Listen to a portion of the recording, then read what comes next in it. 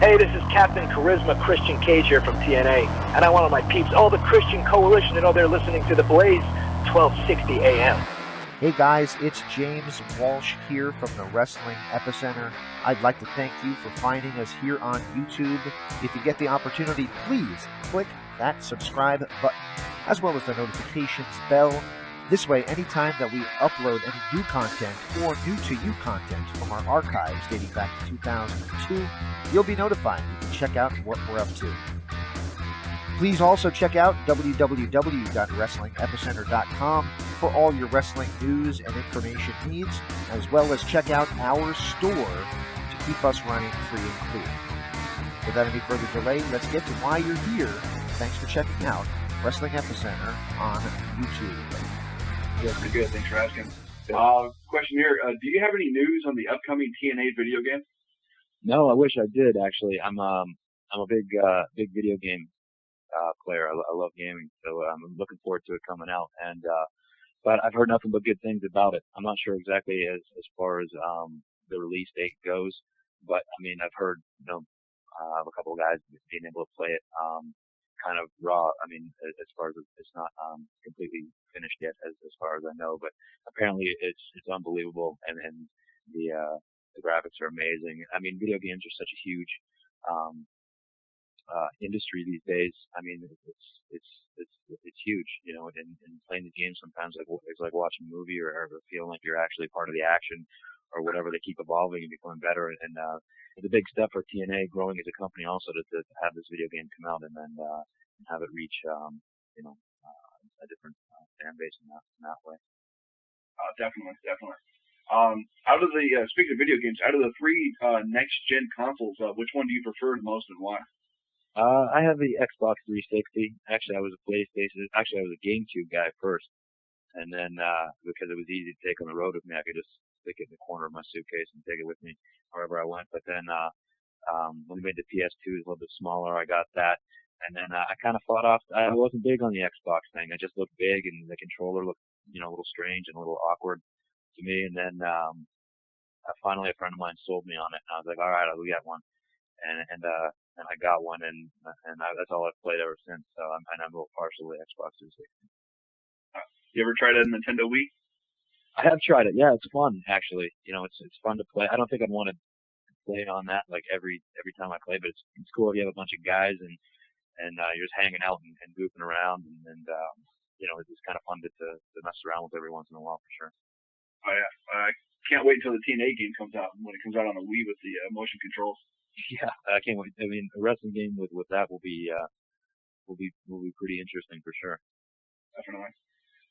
Where'd you come up with the name for your finisher, the Unprettier? Actually, it started off as a joke. There was a time when I was teaming with Edge back in WWE, and we were wrestling, and I was sitting with the Hardy Boys, and we were joking around, and people kept saying to me, you need to come up with a name for your finishing name, because I didn't have a name for it. And somehow, I can't even remember how I said it. Somebody said something about Billy Gunn's Famouser, and I said something about and I said, well, I'll just call mine the Unprettier. And Hardy was like, why would you call it that? And I said, because when I hit you with it, it makes it feel so damn unpretty. And they started laughing, and we just joked around saying it like backstage. And next thing you know, I guess one of the announcers had heard us joking about it or talking about it and said it on the air, and it kind of stuck from there. So it actually started out as a joke and ended up sticking as the name of the move. So. That's cool. What was it like to make out with Trish Stratus at WrestleMania 20? I'm sure it was better for her than it was for me. All right. What type of preparation goes into a lethal lockdown match? It's hard to prepare for a match like this. It's because there's so many things going on. I mean, you have the cage, you have the roof on the cage, there's other weapons, there's 10 guys, so there's no real way to really prepare. You just kind of see what comes your way and kind of ad-lib and make the best of the situation when it presents itself. You never know what's going to happen when you have that many bodies flying around, and it's too hard to really make a game plan or try to say, okay, this is going to happen, this is going to happen, this is going to happen. When there's that many things involved, it's much like a a TLC match or something that where you have a lot of bodies and a lot of different variables, a lot of objects involved. It's very hard to get a game plan and a set strategy. So you just kind of have to, kind of let the chips fall where they may, so to speak. Is there any different preparation going into a Lethal Lockdown match compared to 2 years ago when you were going into Money in the Bank at WrestleMania? I don't know. I've never been in one of these matches before. See, that's the thing. So I really don't know what to expect. I mean, I know, luckily I've been, fortunate enough to be in, many matches where I've had, kind of the same situation as far as having a number of different, wrestlers in the ring around me at the same time. So, in that respect, I kind of know what to expect, but so there's going to be no ladders, and I don't even know what weapons are going to be involved in this cage. So I'm really kind of going into it blind, to be honest with you. So it's going to be interesting to see what happens. All right. Do you feel that TNA is ready for a 2-hour time slot on Spike TV? I think it's long overdue, to be honest with you. I think that I think the show needs 2 hours. I think the show there's just too much. First of all, we have too much talent on the roster to try to squeeze it into a 1 hour time slot. And to get guys, I mean, we have a great roster as far as talent in ring also goes. I mean, and I think that goes without saying. But to really get out there and show guys or show the audience what we can do, we need that 2 hours to actually put some time into matches and also have time for the backstage segments and the promo segments in the ring, which are also important for the fans that connect with the personalities they see on television, and they get a personal attachment to them, whether they want to cheer, boo, or however they want to react. That's up to them, but they need these things to really get a sense of what the character is. So, it's going to be really important going forward and for the growth of the company and our audience to get 2 hours. I really think the show, I mean, if you saw the debut show, we had 2 hours. That show, I thought that show was great, and I thought it flowed great, and I think that we could do that every week, and I think we've done solid numbers on Spike, and from what I understand, Spike's very happy with what TNA has been a great relationship for both parties up to now, and I think it's really important, and I really think we need the 2 hours. Definitely. I totally agree with you on that. We had some questions on our message board submitted by some fans. Chris 10 wants to know what backstage morale like since Kurt Angle has signed with the company. Yeah, I mean the backstage morale since I've got there in TNA has been great. They said the guys in TNA really feel like something good is happening, especially when we started to make the transition from. I got there a little bit after the TNA landed on Spike TV, but when I got to TNA, we were on late at night on Saturday nights and doing good numbers on Saturday nights, and then with the move to Thursday, and then from Thursday moving from 11 to 9, I mean, there's always this feeling that we're going forward and something positive's happening. So I think that, like I said, I think the morale's good. I think there's a lot of good chemistry in our locker room. A lot of guys, this is a big group of guys, and I think, and I've said it before, and I'll say it again, I think we had a great mix of young talent and future stars of the business, which goes back to the 2 hours that to really make guys into superstars. We really need the time to showcase them. Operator, you there? Many have asked us on our website, this will be my last question. Do you still keep in contact with Adam Copeland, and would you like to see him in TNA in the future? Yeah, we do keep in contact, actually. We talk, we see each other whenever we can. He was actually just at my house, about a week and a half ago. We came over for dinner and we talk a few times a week, so we definitely keep in touch and try to see each other whenever we can, because we both have pretty busy schedules, but, we do. And like I said, I'm not going to comment on the other one. I mean, he's doing great for himself right now. So, of course, if that ever happened, that would be huge. But, I think that, I think he's really good too. He's got really worked himself into a great spot, and he's done great with it. So. Right on. Thank you so much, Christian, for taking time out with this, and along with myself and everybody that visits my website, worldwrestling.net, dash between world and wrestling. Don't forget that. I'd like to say thank you so much, and keep on rocking, man. My pleasure. Thank you. All right, cool. Your next question. Hey, operator. Yes, sir. Can you take me on private after you introduce the next question? Yes, sir, I can. Okay, I need to speak to you private. Yes, sir. Your next question comes from the line of Chris Ferguson. Hello, Mr. Cage. It's an honor to speak with you. Hey, Chris, what's going on, man? How you doing? We're doing okay. It's a little cold on the West Coast, but that's relative.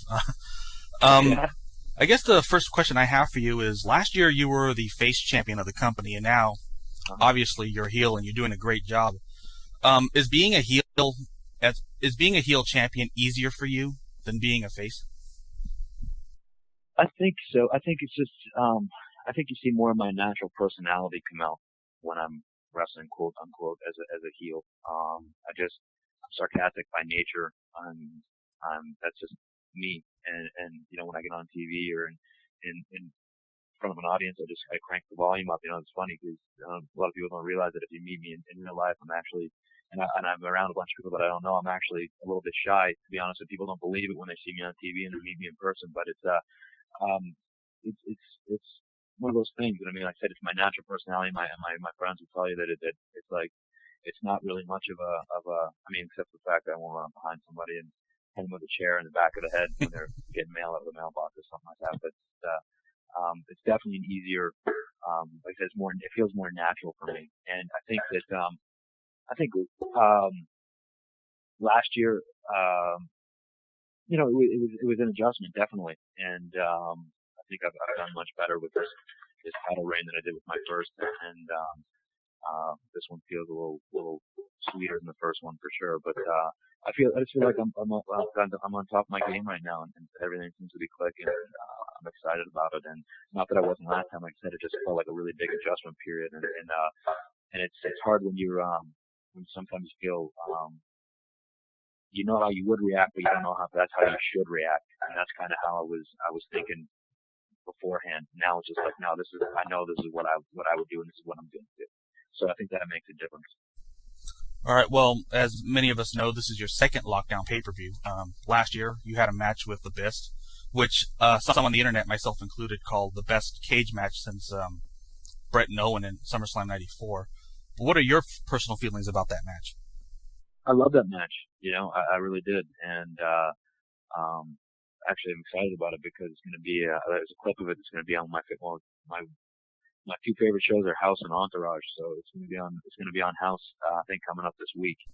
Oh. Clip of me splashing Abyss off the top of the cage is going to be on that show, so I'm really excited about that. But I mean, the match was great, the atmosphere was great. I thought the build up to the match was great, and Abyss is a really, really talented performer. So anytime you get in there and go with a guy like that, and plus the dynamic of the smaller babyface champion and the monster heel, so it was a good dynamic, and I think it was one of my favorite matches to date. And also, you shot a role for an upcoming movie. I believe the working title is Shoot 'Em Up. Uh-huh. Can you tell us a bit about that role? Yeah, actually, it's not a huge role by any means, but it's good. I mean, it's a big production. Starring Clive Owen, Paul Giamatti, and Monica Bellucci, so it's got a great cast, and it's a New Line Cinema movie, and I have a small role where I play a Secret Service agent for a corrupt senator. So, it's fun. I'm not exactly sure what made it in and what didn't, but we'll see. But I'm definitely looking forward to it. It should be coming out, I think, sometime in September. And I've also been working on some other stuff. I had a chance to do two independent movies also, so bigger roles but smaller budget movies. But I'm really excited about those and really gave me some good experience as far as acting goes. And is acting? This is my final question. Is acting something you'd like to continue on with while you wrestle for TNA? Definitely. I mean, I think anytime you can challenge yourself, and I've always tried to view myself as being more than a wrestler, try to make myself more than just a wrestler, to be an entertainer, and because sometimes you're in the back doing a backstage vignette, or you're cutting a promo in the ring, or you're not always wrestling, so you have to be, I think, a well-rounded performer, or an entertainer, and I really, in the last few years, really enjoyed doing the backstage stuff, doing the promos and stuff like that, and thought that, I don't know, maybe this is something that I could be good at, and whether that's the case or not, that's still to be decided. But I have a lot of fun trying it out, and like I said, I like to challenge myself and do new things. Wrestling has consumed my life since I was an 18-year-old kid, and I'm a wrestler, and I'll always be a wrestler, and I love wrestling, but sometimes you also need to find new challenges and new stuff to kind of spark and get those creative juices flowing. So it's been fun. Like I said, it's been a new challenge. So I definitely look forward to trying to be able to do some more stuff. Well, thank you for spending the time with us. Good luck at the Lockdown pay-per-view this Sunday, and stay healthy, sir. Appreciate it. Thank you. Ladies and gentlemen, please be aware that you are allowed to ask one question per time. You have more than one question. After the first question, please press star 1 to ask another. Thank you. Your next question comes from the line of Richard Jones. Hey, Christian, you there? Yeah, I'm here. How you doing? Hey, buddy. Welcome back to the Pain Clinic in Rochester, New York. How you doing? I'm doing great. I want to commend you on the finish of the match with Joe, Destination X start off. I thought that was great. Oh, thanks. Yeah, I was really happy with it. I really, I just enjoyed that match, and I love that style, that hard hitting, kind of in your face style, and especially, Joe does it probably better than most people. So I was really, I thought we had good chemistry, so I was really excited about the match. I'm really excited the way that it turned out, and I'm excited the way that people received it. So it's definitely good to know. Yeah, it definitely was. It was great. It was a real surprise. How is the run of this championship different from your first one? I think that I'm a little more comfortable. I think I'm a little bit more in my element now.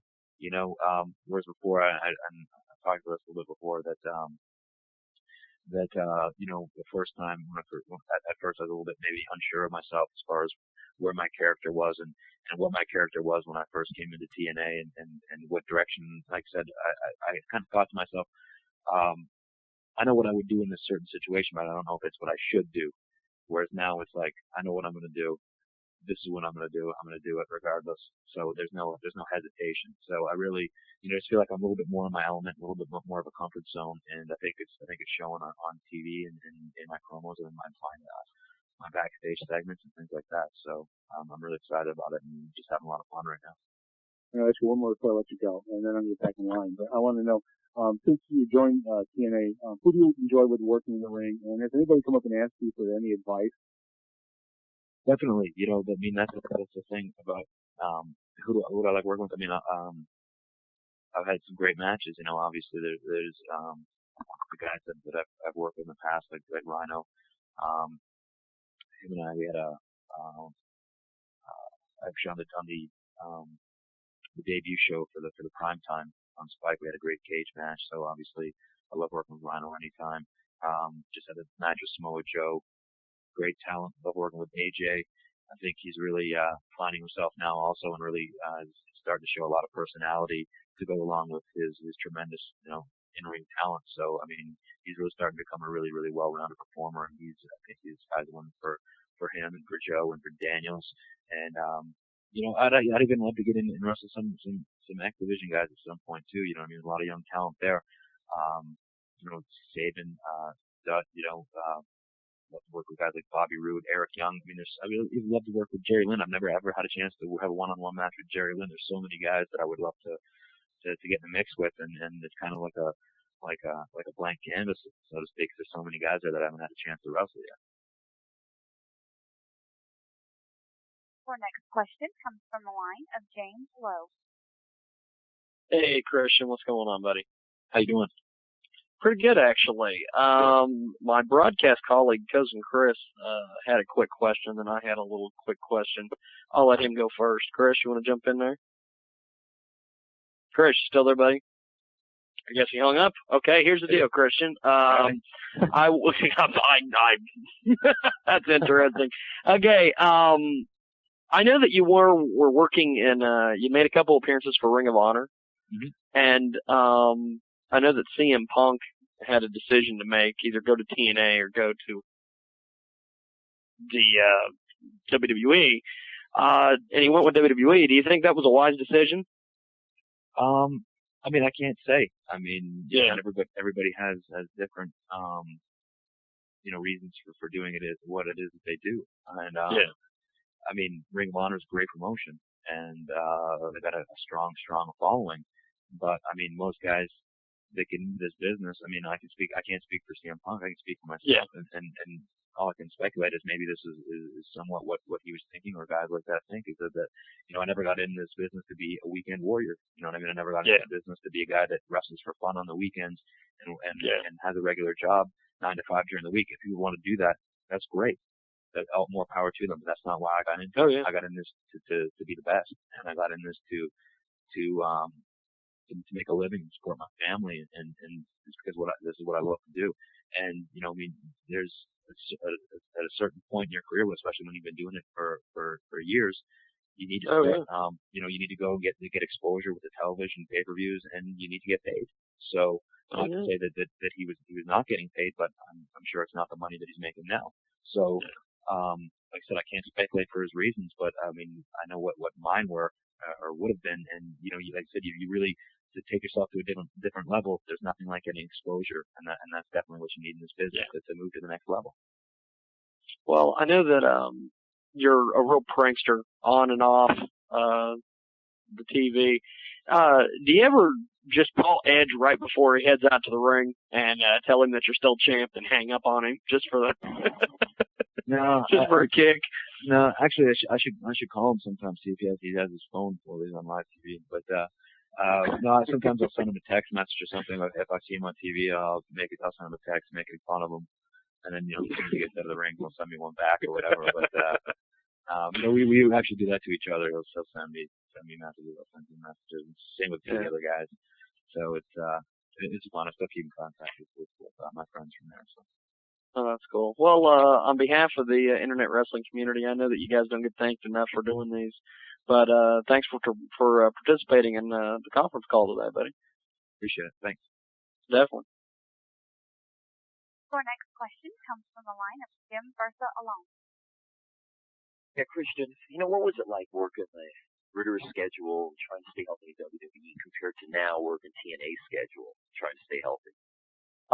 Well, it's definitely different. That's for sure. I mean, WWE, I'm not gonna lie, it was hard. I was on the road with them for 250 plus days a year for 8 years. So, the grind, the physical grind that it takes, and, not being able to, sometimes you have nagging injuries and try to fight through them to keep working and to stay out there, and and then the mental grind too, it wears on you mentally as well. So it's definitely, sometimes, I got to a point where I was coming home and I would just, put my bag in front of the washing machine, take all the laundry out, throw it in, wash it, dry it, throw it right back in the bag, because I didn't even feel like picking out new clothes. That's how much, that's how much I was, that's how much it was a grind towards the end. It really, it's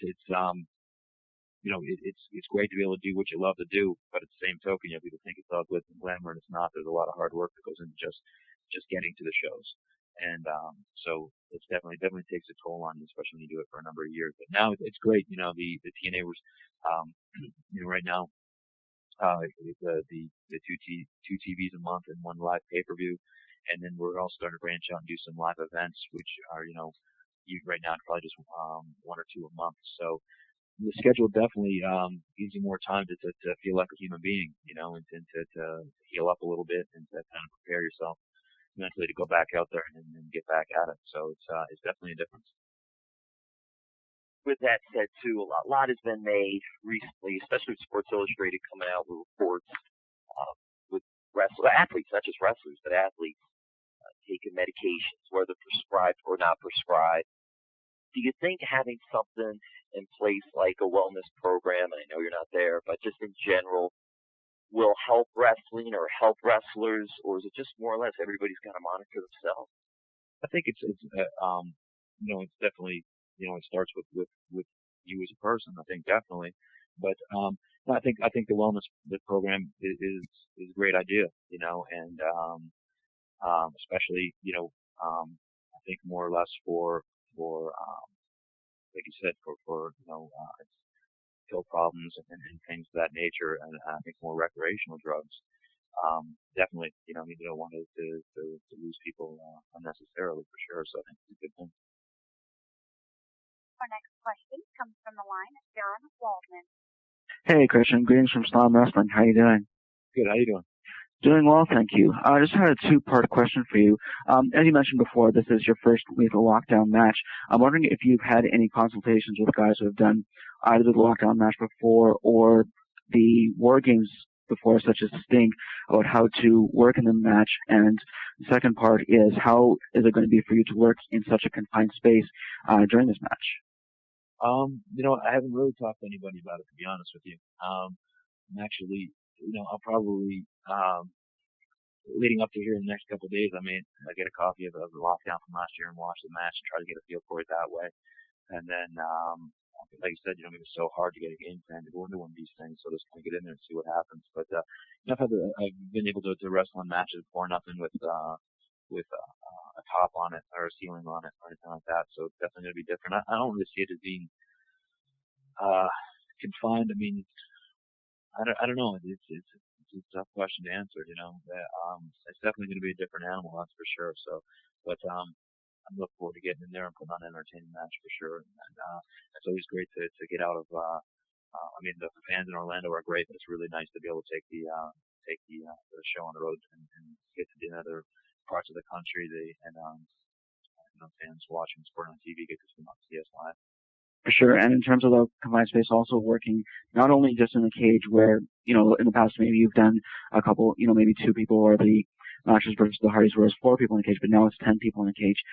You talked a bit about the injury risk, but you almost have to, keep watching your back while trying to put on your best performance. Yeah, for sure. You know what I mean? You never know. There's going to be bodies flying. There's going to be weapons in there and all sorts of different things. So you definitely have to be aware of where you are at all times, and that's the hard part. You know what I mean? When you have so many different variables in a match, that's the tricky part. It's not the actual wrestling or the match. It's the extra stuff going on around you, which you have to be careful. Our next question comes from the line of Scott Slimmer. Hey, Christian, how you doing today? Not bad. Yourself? I'm doing pretty good, thanks. Good. So I just wanted to touch on something that you mentioned earlier. As you said, you've always been really solid in the ring and yet also really excel backstage and in the interviews at being that well-rounded character. And you said that, you'd like to see TNA get that second hour of TV, not only for the matches, but to develop more of the storylines and the character development. However, there's some people that say TNA's strength is the in-ring product, that's what you guys do better than pretty much anyone else on the planet. Do you think that TNA should focus on that as, its main thing, that, we wrestle, this is what we do best? Or does there always need to be that balance? I think there needs to be a balance either way. And as far as what I was talking about before, the 2 hours is definitely so we can get more time for the wrestling on the show.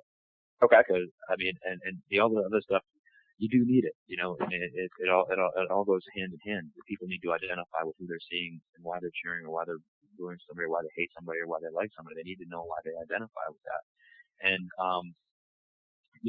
but I definitely think that there needs to be a balance of it. And right now, just like I said, it feels like there's so much talent, and it feels like it's all jammed into an hour time slot, and there's not enough time for the wrestling, and there's there's an awful lot of talking and stuff like that. So I think that definitely, like I said, I think that we have a great roster, and we needed 2 hours for the sole purpose to showcase the in-ring talents more, definitely.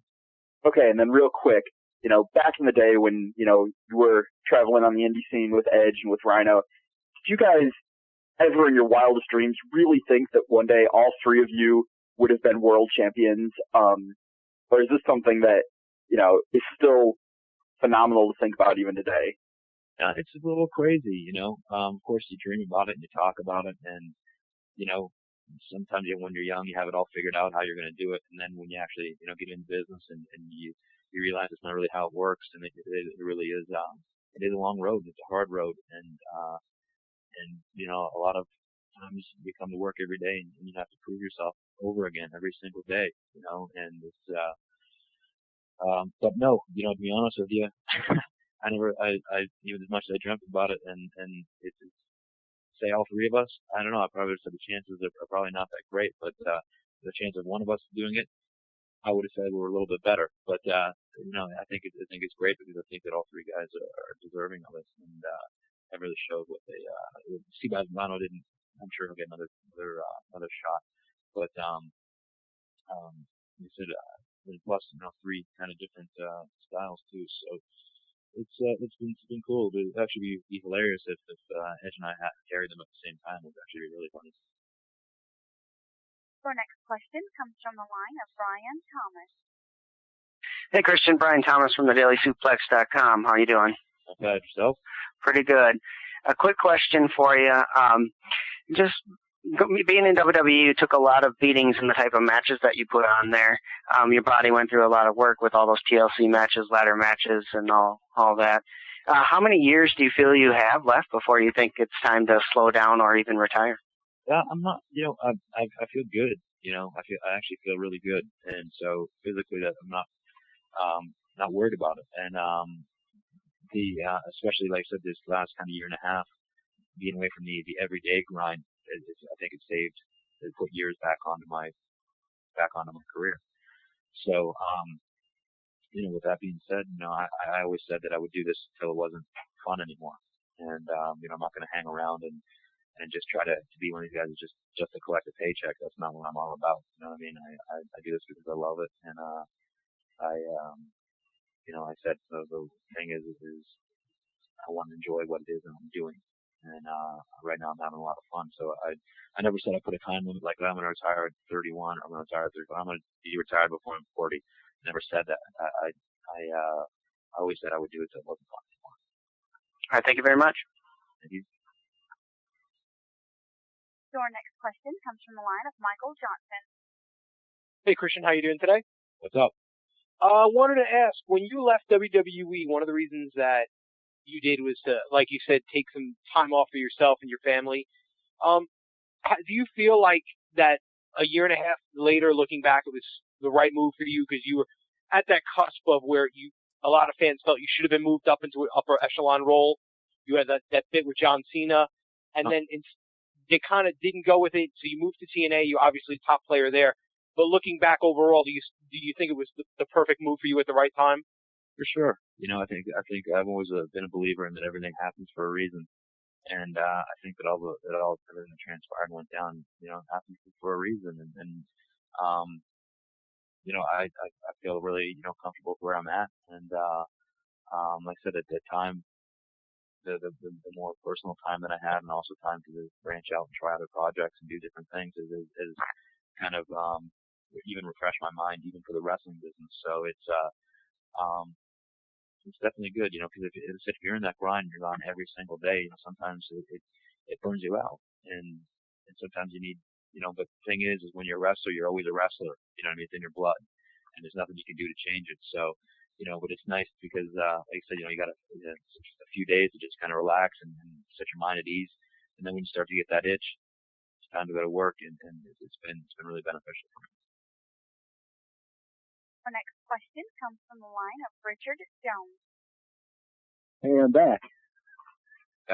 Yeah, I'm back. I was gone for a little bit. I was going to ask you also, did you find it hard getting used to the six-sided ring? It is a little awkward, to be honest with you. I'm being so used to the square ring, but it certainly gives a different look on television, and you do get used to it. But I did find it pretty awkward to get used to, and but I adjusted, and I actually don't even think about it now. But it was a little bit hard at first. All right, now Steve Austin gives you credit for the what chant. Is there anything else you're not getting credit for out there? What else was really popular? I don't know if I really did, but I'll take credit for it. All right, thanks so much, and good luck. Thanks. Our next question comes from the line of Jim Barcelona. Hey, Christian, when you left WWE and then came to TNA, and I know you spoke already about winning the title for the first time, but was it frustrating winning the belt the first time and then dropping it so quickly after everything you went through, or it was not and you dealt with it and it was the point you got to now? No, I mean, I was not frustrated with it by any means. I don't think that it was like, I don't think it was real short. What was it? It was, how long was it? Was it 3 months? Was it 2 or 3 pay-per-views? It was either 3 or 4. I can't be sure right now, but, they, no, I was not, bitter or upset about it at all. I just knew that it was the direction, that we were taking, and I was really confident that it was going to end up where it's at now. And that actually, made me look forward to it, to be honest with you, because, where I'm at now, this is where I'm at my best. So I knew that, the natural progression was going to lead me to where I am now, so I was really excited about If it. you, now that you got to this level again too, you reach the top level, what things do you look at and say, here's what I need to develop? You said you feel really comfortable where you're at, how you portrayed as a heel, bad guy, but what areas per se do you need to improve yourself and get better?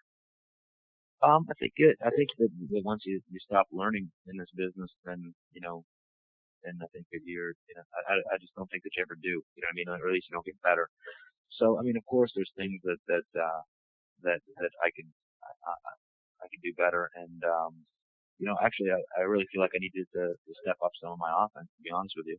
And make it a little bit more, refreshed and maybe add a couple, new dynamics as far as that goes. I think I've proven I can take a hell of an ass kicking, but see if I can work on the offense.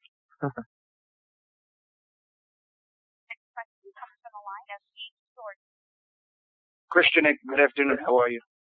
Good, thanks. How you doing?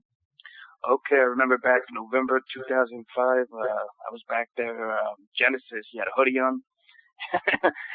From that day to now, how would you evaluate working for TNA, and do you have any regrets? Do I have any regrets? No. I mean, I'm not really the type of guy that looks back and says, well, what if? I just try to look forward.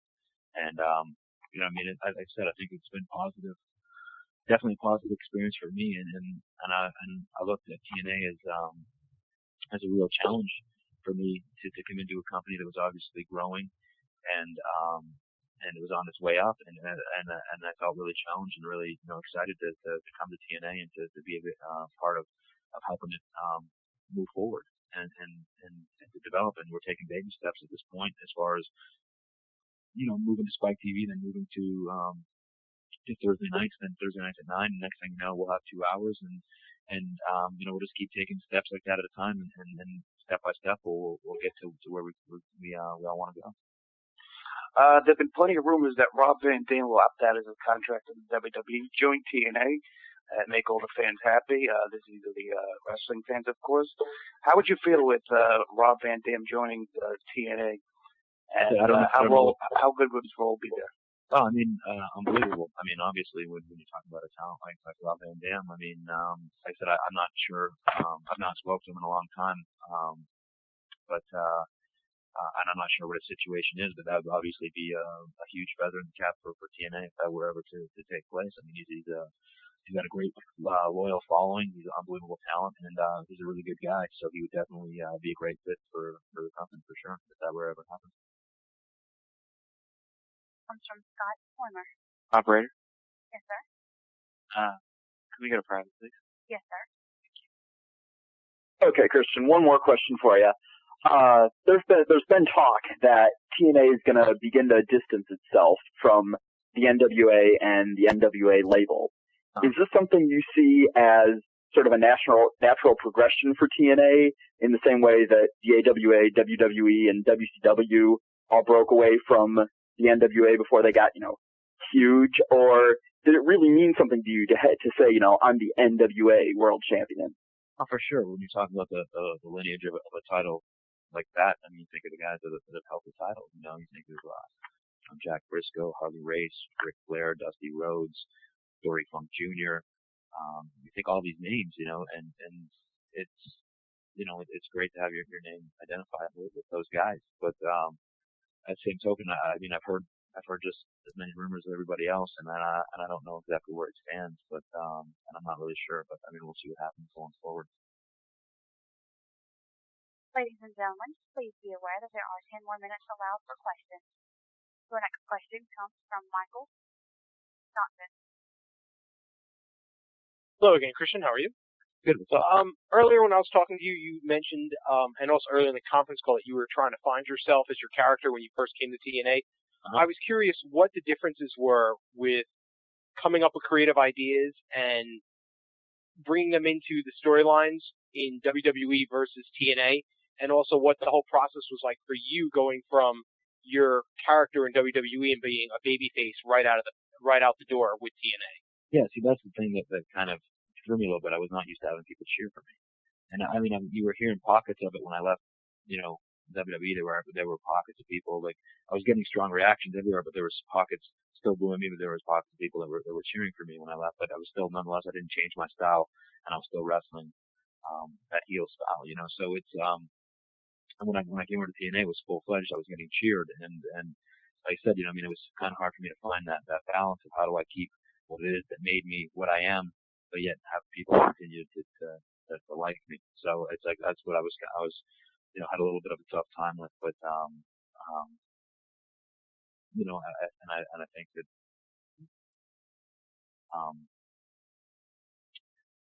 as far as the creative goes, yeah, I mean they're really in TNA, I'm really sort of hands on with especially with the promos and backstage things and stuff like that. It's a lot of stuff I just come up with off the cuff, and I try to, and I think that always makes it the best, most entertaining segments when you just can kind of go a little bit off the cuff and just kind of feel it out and see what happens.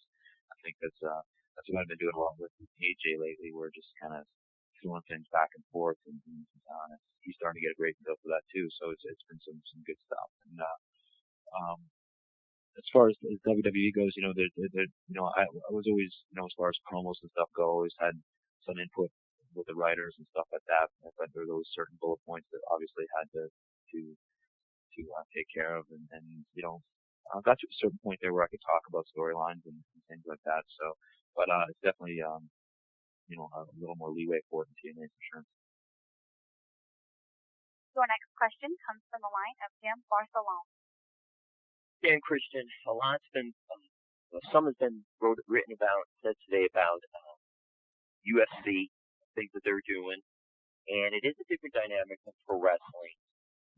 But I was curious your thoughts on UFC, TNA, wrestling that's out there today, and if you see UFC as competition for TNA.